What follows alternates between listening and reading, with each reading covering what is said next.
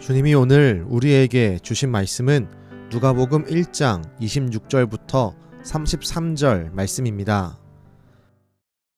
여섯째 달에 천사 가브리엘이 하나님의 보내심을 받아 갈릴리 나사렛이란 동네에 가서 다윗의 자손 요셉이라는 사람과 약혼한 처녀에게 이르니 그 처녀의 이름은 마리아라.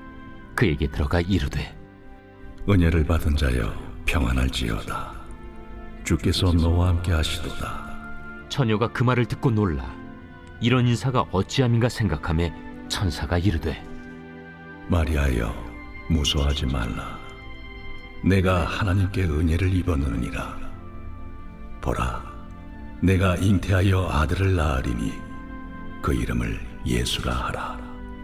그가 큰 자가 되고 지극히 높으신 이의 아들이라 일컬어질 것이요 주 하나님께서 그 조상 다윗의 왕위를 그에게 주시리니 영원히 야곱의 집을 왕으로 다스릴 것이며 그 나라가 무궁하리라.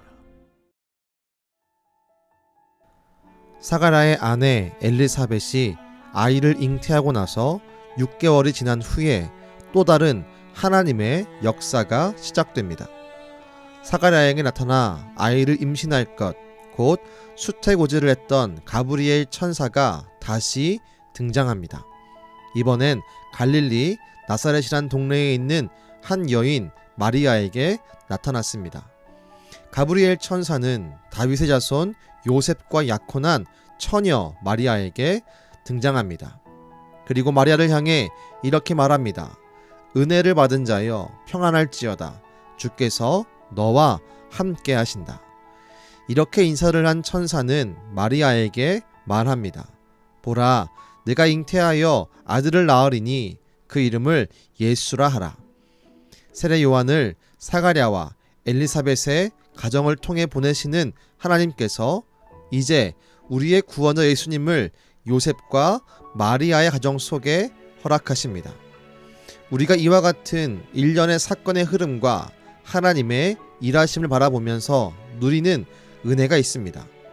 무엇보다 하나님은 끊임없이 움직이시고 일하신다는 사실입니다.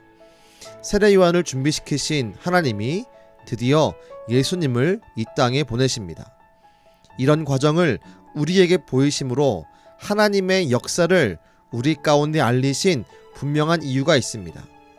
그것은 우리로 하여금 우리의 구원을 위해 일하시는 하나님을 분명히 알고 붙들고 믿게 하기 위해서입니다. 하나님은 지금도 우리의 구원을 위해 일하신다는 것을 우린 분명히 믿어야 합니다. 주님은 우리를 구원시키기 위해 우리가 예상하지 못하는 곳에서도 일하고 계십니다. 주님은 예수님을 받아들일 만한 사람들의 마음을 준비시키기 위해 세례 요한을 5개월 먼저 보내신 것입니다. 그리고 6개월째가 되었을 때에 예수님을 이 땅에 보내셔서 잉태되게 하십니다. 우린 분명한 믿음을 가지고 신앙생활을 해야 합니다. 우리가 지금 믿음을 가지고 있는 것은 하나님이 우리를 위해 준비한 수많은 기회와 과정 속에 아름답게 주어진 하나님의 일하심의 결과입니다.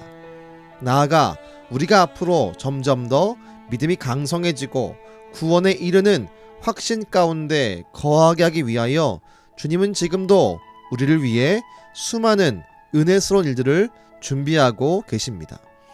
그 하나님을 기대합시다. 나를 구원하시는 그 일을 행하시는 그 하나님을 기대하며 소망하며 신뢰합시다. 내 삶에 이루어지는 모든 사건과 일 속에서 하나님의 구원을 위한 일하심이 스며 있음을 분명히 바라봅시다. 기억하십시오. 주님이 우리의 구원을 위해 지금까지 일하셨습니다. 나아가 우리의 구원을 더욱 든든히 세우기 위해 앞으로도 일하실 것입니다. 그 주님을 신뢰하는 저와 여러분 되기를 주님의 이름으로 축원합니다. 기도하겠습니다. 하나님, 온 인류의 구원을 위해 세례 요한을 먼저 보내시고 나아가 예수 그리스도를 이 땅 가운데 보내신 그 주님의 일하심을 말씀을 통해 바라봅니다. 주여, 우리의 믿음을 주기 위해 지금까지 일하셨고 앞으로 그 믿음을 더욱 든든하게 세우기 위해 주님이 일하실 것을 분명히 믿습니다. 성령님이시여 우리에게 그 하나님을 소망하며 바라볼 수 있는 믿음을, 또한 믿음의 눈을 허락하여 주옵소서. 지금도 우리를 위해 일하시는 예수님의 이름으로 기도드렸습니다. 아멘.